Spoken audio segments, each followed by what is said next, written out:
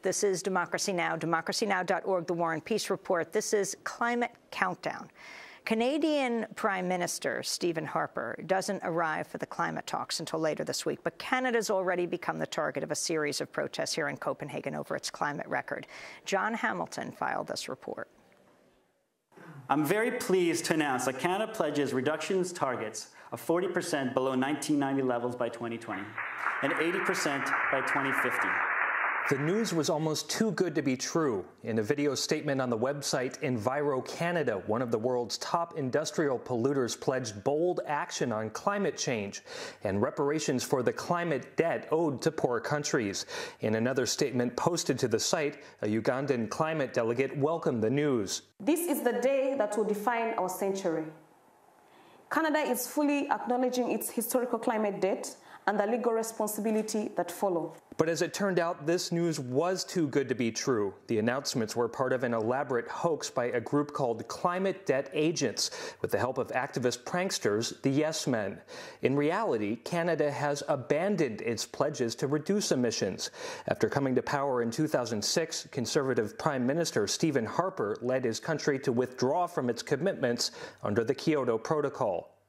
We started by asking ourselves some hard-headed questions, like what are realistic emissions reductions targets for Canada, and how exactly will we achieve them? Harper's rejection of carbon emissions reductions has a lot to do with the Alberta tar sands.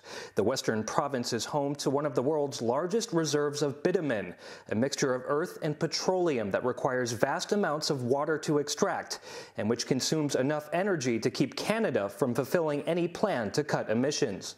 All of the easily exploitable large pools of oil, of so-called light sweet crude have probably been discovered.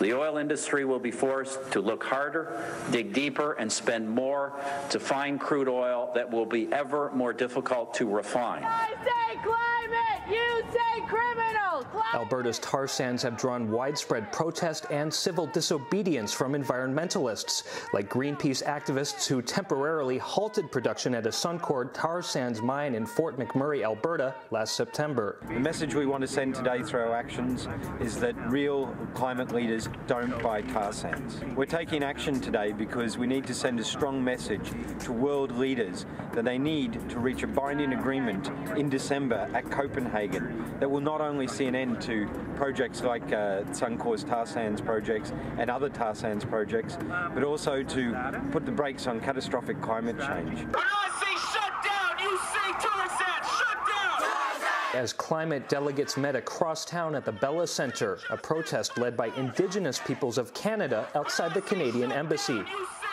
Ariel Derringer is a member of the Athabasca Chipewyan First Nation and a campaigner with Rainforest Action Network. I'm here today because I want to emphasize the importance of shutting down the Alberta tar sands, because it is the most destructive industrial project on the planet. It is destroying my community. My family in the community of Fort Chipewyan are dying of cancer. The rivers and the lakes are poisoned. It is my people that are paying the price of a select few that get to profit off of our lives, off of our culture. The Alberta tar sands are not only destroying my people and my land, but they are creating the largest CO2 emissions from one single project in the world. Instead of decreasing the emissions in Alberta, we are increasing them at the cost of my family, my community, my culture. My way of life is being destroyed. For what? For oil? For what? For the profit of Canadian governments and corporations? For financial institutions that are making billions of dollars off the backs of my people? A 2009 study by Edmonton's Cross Cancer Institute found that cancer rates in First Nations communities downstream from the tar sands were 30% higher than expected. Francois Paulette is an elder spokesman with Smith's Landing First Nation. Where I come from, it's a beautiful land. I come from 160 miles downriver of the tar sands. I'm affected. I'm affected by what is happening in the tar sands. Oil is money. Water is life. And water is being destroyed right before our eyes on our river. I just want to say Minister of Canada, Mr. Harper, the representative of the oil industry and capital of the oil industry in Calgary, that you are killing our river, that you are killing our way of life. Some of Canada's leading environmentalists and activists who've traveled to Copenhagen for climate talks joined Tuesday's demonstration. Among them, journalist and author Naomi Klein and Maud Barlow, chair of the Council of Canadians and co-founder of the Blue Planet Project. It's very important that we show our solidarity with the First Nations people here, that they're not alone back in Canada, and they're not alone here. And what we really want to say is that Canada is clearly taking a terrible position here in Copenhagen, having dumped the Kyoto Protocol and committed to way less than we should have, for the simple reason that they will not deal with the tar sands. The tar sands, the oily footprints of the tar sands are all over Copenhagen. Everybody's talking about it. It's not the United States that's the outlaw, it's not China that's the outlaw, it's Canada. We've heard again and again about what a destructive role the United States is playing in these negotiations. But the real truth is that the most destructive force inside the Bella Center is our government, is the Canadian government. Because at least the Bush administration didn't sign the Kyoto Protocol. And the Obama administration says they won't sign the Kyoto Protocol because they won't follow it. Our government signed the Kyoto Protocol and then made a mockery of international law. First Nations activists here say those international laws include treaty obligations to communities whose lands have been decimated by Alberta's tar sands.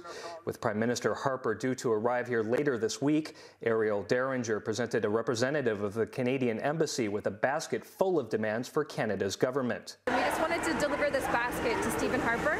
Okay. So if you could pass this on when he comes to town, that would be fantastic. Okay. Would you like me to go over what's inside? It'll take 2 seconds. Okay, that's fine. We handed it off to a delegate from the Canadian Embassy to pass off to Stephen Harper when he arrives in Copenhagen later this week.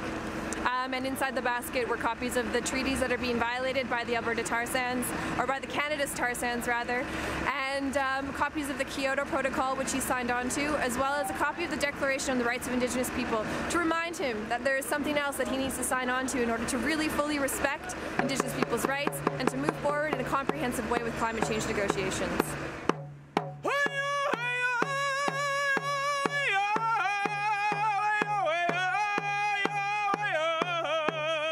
For Democracy Now!, I'm John Hamilton in Copenhagen. This is Democracy Now!, democracynow.org, the War and Peace Report. This is Climate Countdown. We are live in Copenhagen. When we come back, a debate on cap and trade. Stay with us.